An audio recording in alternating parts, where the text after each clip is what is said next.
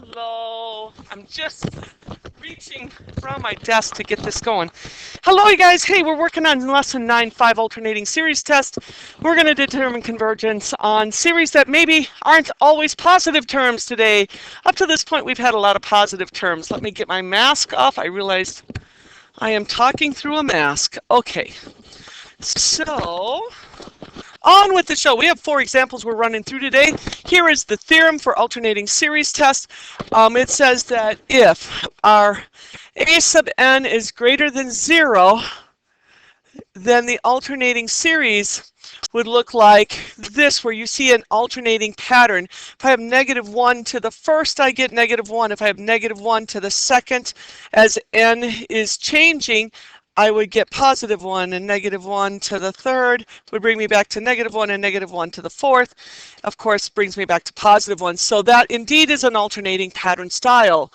Another alternating pattern style could start with an n plus 1. So if I put in 1 plus 1 for my n being 1, I would get out a +1. If I put in 2, because I'm on the second term, I would have a negative because I'm raised to the third power. Obviously, this is going to alternate as well. So there's a couple different styles of alternations. We'll see another style of an alternating pattern in our examples. These type of series will converge if we just meet 2 simple little conditions. One of the conditions is really the nth term test idea, that if my rule of series goes to 0 as n approaches infinity, then we're fine. That's rule number 1. If it doesn't go to 0, we can't necessarily say that it doesn't diverge. We better look for another test, because all we're testing is the a sub n portion of this, not the alternating portion of this. All right, next up. The other thing we have to prove is that we have a decreasing series, that each term decreases. Now, I know in class, people were a little bit confused about that notation. Think of it this way. This is my a sub first term. I can call it a sub n. The next term to the right would be a sub 1, and the next term after that would be n sub n plus 2. So when I compare these, I can kind of read this as the term on the right must be less than the term on the left, where a sub n is definitely to the term left of a sub n plus 1. So hopefully you can read that as well. Now, why does this work? Well, let's just say we have some starting point, and I get my first partial sum based on a sub 1. That takes me, up to some point. I'm going to move this down a little bit. Here's where I'm starting. Okay. Or it's 0, I guess. And I add my first term. Perhaps it was positive. It brings me up to this point, a sub 1. Then I add on a sub 2, but because a sub 2 is smaller than a sub 1, and it is alternating, so it's negative, it's going to push me back a bit, isn't it? So I'll be at a sub 2. Then I pick up a third term, this time being positive, but it is smaller than the term to its left. So now I'll be going up, but not completely. And then a sub 4 adds on, it brings me back. And you can see how this is going to hone in on a sum, right? Because I'm going to be a sub 4, then I'll be a sub 5. And then, eventually I'm going to be coming somewhere at the actual sum. And later we're going to talk about, well, how many terms must I add up to get a feel for the sum, or to be within a certain error amount? And we'll look at that, where we look at the actual sum is going to be, the partial, nth partial sum plus the remaining part after that partial sum. And how can we get an estimate on this remainder? It turns out that this remainder can be approximated by just adding the next missing term, and then that can get us into what the actual sum is. So that's kind of cool. That's part 2 of alternating series lessons, not included in this video. So example 1, is the series alternating? That is one of the first requirements in order to use the alternating series test. And indeed, we do see alternation. We have, -1 raised to the n plus 1. So yes, I can check off that criteria. Second, is the series decreasing? You could use the first derivative test, do a sign chart, prove out that it is decreasing. I think on this one we will be fine because I look for what is the rule really of the series once I remove the alternating pattern part. I could write this series in this format here, which is a 1 over n. Ooh, that's harmonic, isn't it? Divergent. But is it still divergent now that I've got this alternating portion to the entire series? All right, in order to determine if the series is decreasing, better write the word is series decreasing? Good question. I am going to take the term on the right, which is an n plus 1, and compare it, hoping that it is less than the term to the left of it, a sub n. That means I'm going to look at 1 over n plus 1. Is it less than 1 over n? I think by a quick inspection you can definitively say, well, n plus 1 is a bigger denominator. That's going to make my fraction smaller, right, than over here. But I could go one step further, do a little cross producting, and get n is less than or equal to n plus 1, and then that is even more obvious that n definitely is smaller than. So this would be true, wouldn't it? We have proven that this is true. So yes, I have that criteria checked off. And now the last thing I need to also have in order to say that this converges by alternating series test is the limit headed to 0? I don't know. Let's check it out. So the limit, as we go far, far to the right, so let's head to infinity, of 1 over n, would that head to 0? Yes. Yes, it would. So we got a yes in this blank. Ooh, we got this solved. The alternate series test is actually pretty nice. So my statement would be, I'm trying to get back so I can see my series, n equals 1 to infinity, -1, n plus 1 over n is convergent by the alternating series test. And I'm abbreviating it here for our notes, but we would not do that in an AP exam, would we? No, no, no. Easy. But we did have 3 things we had to verify. We had to verify we were in an alternating state, we had to say that the series was decreasing, and we had to prove that the limit was headed to 0. Next one, is the series alternating? Well, of course it is. Look at that. We have -1 to the n minus 1. Okay, just a little bit different than an n plus 1, but it is alternating all the same. So that is a yes. Is the series decreasing? Well, what is the series portion, or the rule of the series here? I would say it's a natural log n over an n. Let's prove that that is decreasing. Is a sub n decreasing? Well, to do that I need to compare the term on the right, making it smaller, hoping that it's smaller than a sub n.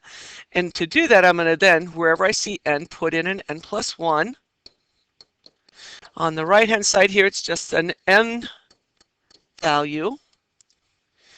And now, oh boy, this is harder, isn't it? This is really hard, I think. Even if I do the cross product, I don't think I would be comfortable staking a claim that the left side was always smaller than my right side. I just don't have the confidence because I don't know, this value well enough in my head to make that claim.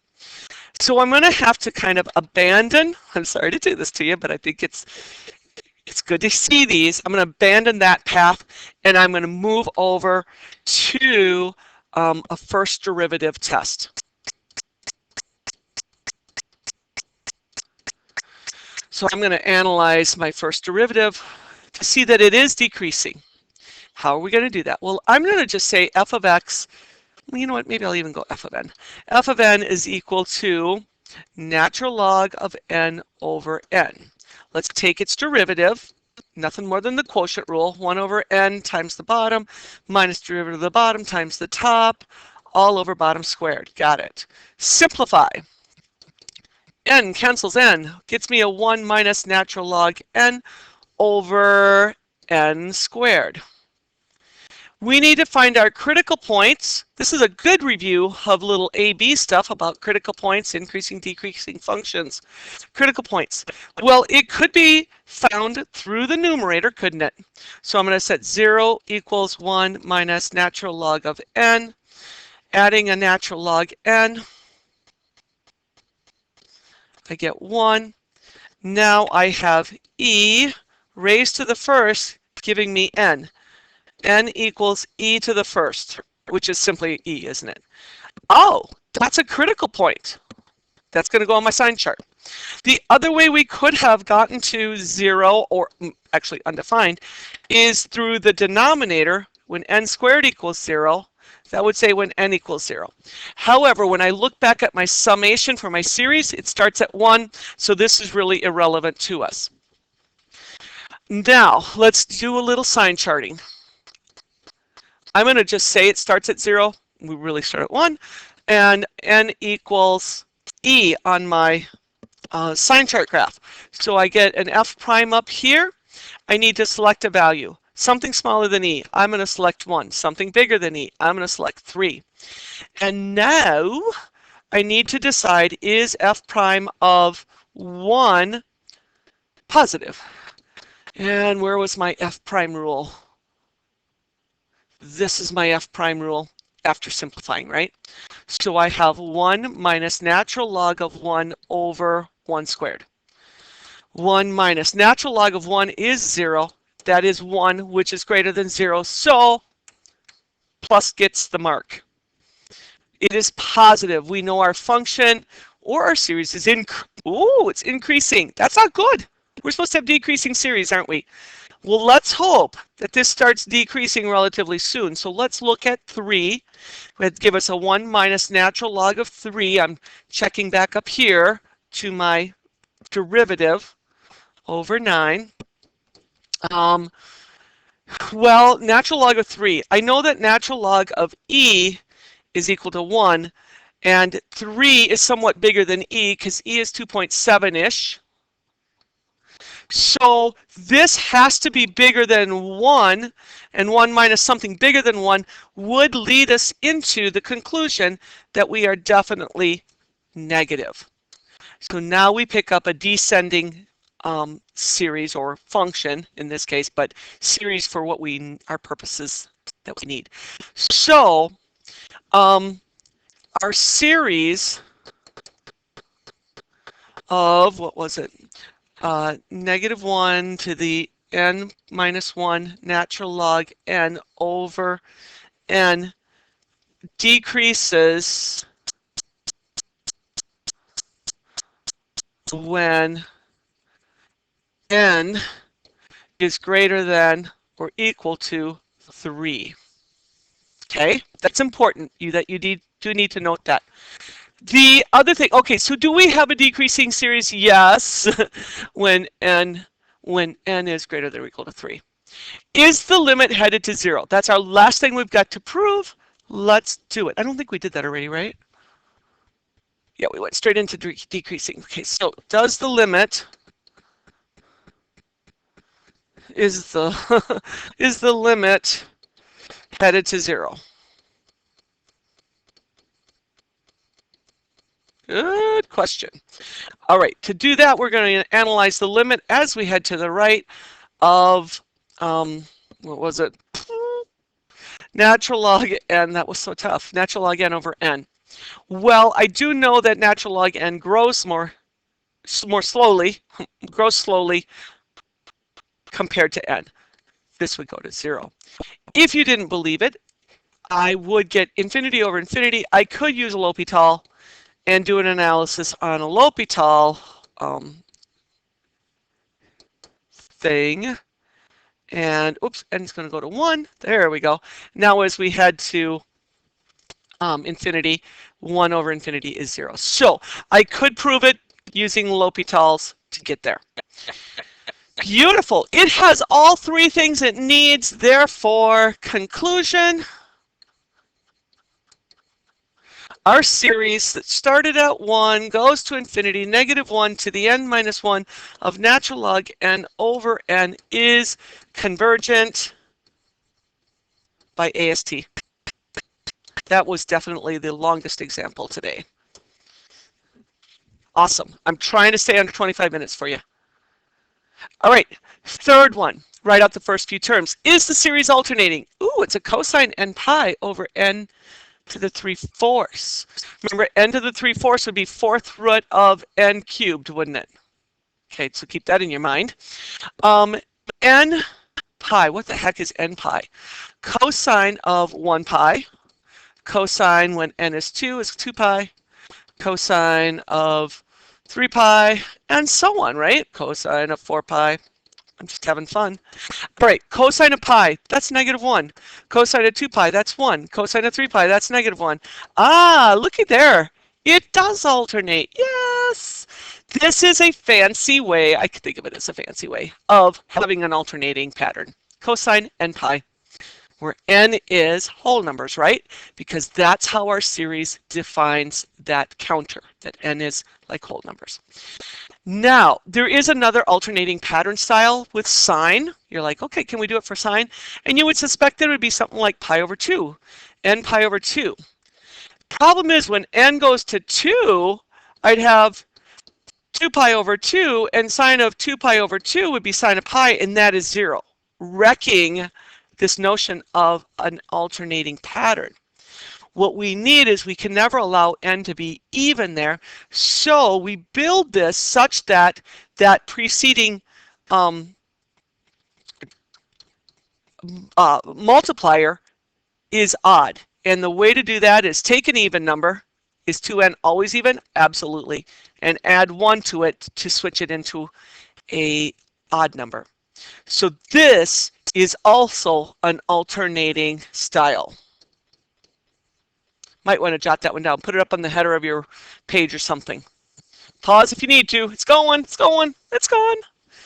All right, now, is the series decreasing? Well, let's see. What is the series portion? 1 over n to the 3/4. I don't know about you, but I like to see it as 1 over n to the 3/4. And then I recognize, hey, this is a p series, isn't it? But it is a divergent p series. Now, our series has that cosine n pi in there, which is causing it to alternate. So it's going to be, doing this number where it's hopefully headed to a sum, converging to a sum. So I can't declare that this is divergent because this alone is not my series. But this comes in when we get to the end of this particular section. We talk about absolute convergence versus conditional convergence. Conditional convergence is what we're dealing with here, because we're going to find out that this will converge, even though the a sub n rule of sequence diverges, right? Because of the alternating pattern style in this, it will cause it to converge. So this is where we come in with, like, it's convergent, but it's really conditional convergence based on the fact it's alternating. All right, back to the fact, is this decreasing? Is this a decreasing series? Good question. Well, let's analyze the a sub n plus 1 term, hoping it's less than the a sub n term. That's a 1 over, instead of n, I'm putting n plus 1.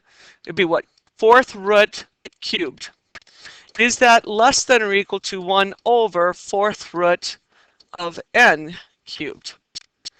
I hope so. I do have a feeling this is a larger number in the denominator, creating a smaller fraction on the left. Would you agree? We could do the simple cross product and show, probably more definitively or more easily recognized, that this is indeed true. So this is true. So yes, it's decreasing. Is the limit headed to 0? Let's examine it. The limit as n goes to infinity of 1 over n to the 3/4.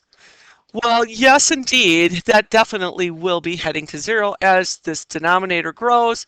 The 4th root of the cube of that will be quite a large number. So 1 over large is going to make that 0. This is definitely a converging series. So I'm just going to erase stuff. My conclusion is that the sum, as n goes to 1, we had cosine of pi n over an n to the 3/4 is convergent by AST. And all that other work that we showed must be present to support it. The fourth and final example. Is this alternating? You betcha. We had a -1 to an n plus 1. The rule of our sequence is an n over 3n minus 1. Didn't look very good, did it? So is it alternating? Absolutely. Is the series decreasing? You know what? I'm going to head to this one first because as I wrote this down, I noticed I have a power of n on top and a highest power of n in the denominator, and I know that I should just go ahead and check this limit right away. The limit, so the limit as n goes to infinity, is it headed to 0? I think not. N over 3n minus 1 makes 1/3, which is not 0, and therefore we cannot use alternating series test on this series. Yeah, it doesn't meet the hypotheses of that theorem, does it? Game over. Now, whether it converges or not, I'd have to use a different test. There is the homework. You notice you do get a lot of tests pulled together. We've covered several of them. That's going to be this sort of fun. Up above 12 through 24. Looks like you're doing some evens on that. That will be your alternating series work there to practice that. All right.